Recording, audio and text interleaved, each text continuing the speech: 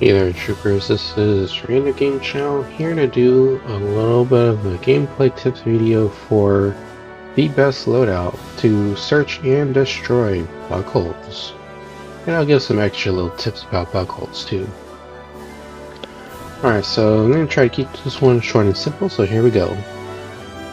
Alright, so bug holes, by this point I'm sure everybody's ran into those kind of things and thought, well, how do I find these things? How do I best destroy them? What class might be the best one to find and do these things? My answer to that is the Ranger. Alright. It has some of the best survivability and the highest mobility among all the classes. Alright, so this one is going to kind of require you to have everything unlocked for the class. So just kind of keep that in mind. So let's start with like the weapons, right? The one thing I really like to use for this particular build is the C-32 Chi-Hung grenade launcher. What I like using on it, if I can, okay, here we go, is that I like using the adhesive rounds because it gives it plus 400% explosive damage. Hollow trajectory I don't really use. I feel like I miss more of my shots using it, so I don't use it, but it's up to you. If you like using it, go for it. I also like using double packet drums because they'll allow you to shoot a total of 12 times before you reload, so that's really good. I think with about one entire mag or so, plus or minus a few rounds, you can take out a bug hole no problem. So this thing's really good also just destroying a bunch of bugs all at once. So if you see a large crowd of them, light them up with it. That's what I use for my primary weapon. Secondary weapon is going to be the Emancipator. Just in case you want to save your grenade launcher rounds as you're approaching the bug hole, you can use this thing. I like using the F and J rounds. Just makes the armor piercing rating a little bit higher. Where's the other one? Extended mags, just you can shoot more before reloading, pretty vital. Because you have to reload more often, that means you're not killing bugs. Next one, like using the reflex sight, and you can use it if you don't like it, it's cool. It's there to help me aim a little bit better. Utilities, we don't really have much of an option here. I mean, there is a rally beacon, but I think just having these on is a little more useful. The next one, I'm on the fence about it, but I've had a lot of success using the MX-90 grenade. But I think the Hi-X grenade works pretty good too against the bug holes, because this should be doing more explosive damage than, say, the MX-90. Especially when you pair it up with, where is it? The Grenade Belt Phantom's Nest perk. So this one reads as additional belts, bangles, and pouches for storing additional grenades. You get +1 grenade, but you lose 50% grenade recharge rate. That's okay because for this particular build, it's all about doing large amounts of burst damage. So when you shut down a bug hole, start off with throwing both of your grenades, followed up with a Chi-Hung grenade launcher. And the stuff that'll help you survive is the Trauma Auto Injector, which reads as upon taking lethal damage, you gain temporary invulnerability and increases your movement speed. I'd say anywhere between maybe a few seconds or more for the vulnerability, and then it goes on a 30-second cooldown. Next one is the mobile training. It just increases your climb speed. Melee attacks from bugs won't stop you from sprinting. When you take damage from bugs, movement speed is temporarily increased. So this, when you combine it with a boost jet and when you're running, it's going to allow you to get in and out and then duck and weave as you're trying to land your shots with a grenade launcher. So the idea behind this build is you go scouting using your boost jet. Once you find a bug hole, throw your grenades, use a Chi-Hong, but at the same time it's going to be spawning bugs. So you need to kind of jump around the battlefield for a little bit as you're shooting the bug hole. And then once it's exploded and is successfully closed, you boost jet out of there back to the safety of the troopers that are on your team. Now, it can get a little tough, especially if there's like a lot of bugs and stuff in the area, but I think like with enough practice, a lot of people can really perfect this kind of strategy to, find the bug holes and close them.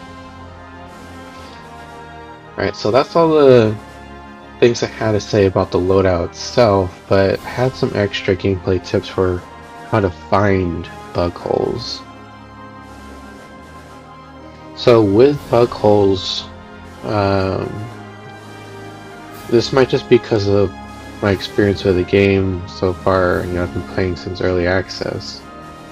When you're playing the game, there comes a certain point in time, when you're fighting the bugs, you kind of notice that the bugs are coming at you a lot more, how can I say it? Like they don't stop attacking the team like that. It seems almost like you're in an infinite horde, like how you would find yourself in those situations in, say, like, Arc mode, right? Similar to that kind of feeling where you feel like the bugs are just continually being spawned near you. And you'll notice this because there's no rest period, there's no like respite between waves of bugs. Usually this will occur near your immediate operating area or around an objective that you're defending. And when you find yourself in the situation and you know for sure that the bugs are coming at you at higher numbers than usual, chances are pretty high that within your area that you're in, it can range from maybe 10 to maybe even 60 meters distance is a bug hole.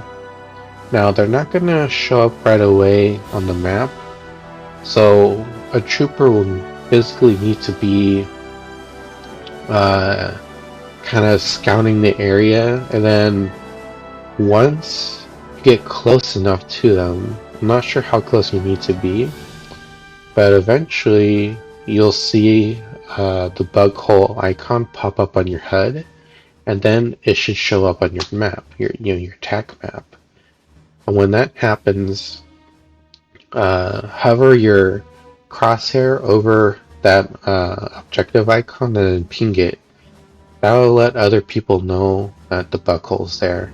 They also know if they check the attack map, but not a lot of people check the attack map. It's just something that a lot of people do, partly because the gameplay is too hectic for people to check all the time. So when you ping it, let other people know. And then you can even also, if you have time for it, type in the chat, bug hole here, and you add a direction so people know which way to turn. It's really important you mention the directionality, north, south, east, west, that kind of thing. Same applies if you're going to say something in the voice chat. Say the same thing. For example, if you notice the bug hole is in the northeast area, say bug hole spotted northeast, right? Very important, remember to add the directionality. Because you could just say bug hole, and people are going to ask where. They need to know the direction.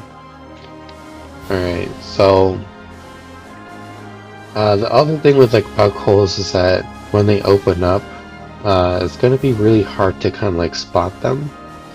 Like, you know, just visual scanning. Sometimes you can see them from a long distance away, but sometimes they blend in so well with the environment that you know, it can be challenging to spot them. So usually it's going to be like a black hole in the ground surrounded by some rocks. But it's even harder to spot this when you're playing on low light settings or in the pitch black. I forgot what it's called, like the pitch black mutator. There you go. So just do your best to keep an eye out for it, and I've been told that they have auditory cues for when these things open up. So when they do open up, I am told that it makes a loud, like whooshing, windy sound. Sometimes they'll like hear loud growling noises from the bugs. So if you have good ears, unlike me, you know, try to keep an ear out for those kind of auditory cues, and they'll let you know right away when a bug hole's like near you. And the only thing that can destroy bug holes are explosions. So like, you know, grenades. The scan grenade ain't gonna do nothing to it because it doesn't actually do any explosive damage to it. Where's another thing? Like the chem grenade ain't gonna do nothing to it. Shot grenade ain't gonna do nothing to it. You need something like the MX90, you know, Hi-X. Napalm grenade ain't gonna do nothing to it. So yeah. What else? Utilities. I don't think the proximity bug mine will work also well because you need to get up to the, you know, entrance of the bug hole, plant it, and it requires the bug to come out near it. It's pretty risky because the bugs could just chomp on you. What else? All the demo packs and the nuclear, on the nukes that you get from here. These two things, the nuclear depth pack and the thermal charge, will work. Of course, the grenade launcher will work on it. Let's see. The sniper rifle explosive rounds will work on it. I've seen people use it. See my buddy Staff Sergeant Stretch use it. It's pretty effective against bug holes, so you can take it out from longer range and be safe. But those are the things that come to mind that you can use immediately from your loadout to destroy them. Oops. You can also use, you know, the rocket launcher if you come across that, or like the new M55 guided rocket launcher thingy that they just introduced in update 1.6. So those are what you can use against the bug holes to shut them down for good.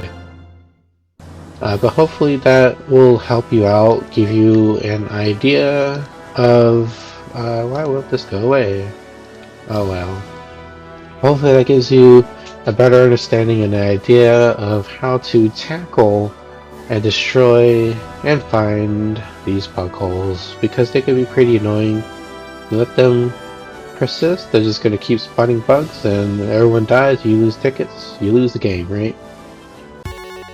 Alright, troopers, that's it for me now. And if you want to watch more of my content, you can always check out the playlist on the right. I have a bunch of gameplay tips and stuff, news updates for the game, or if you like to watch a video, you can watch the recommended one in the middle. Till next time, troopers, hope you stay safe, well, and get back out there and smash some bugs. See you in the battlefield.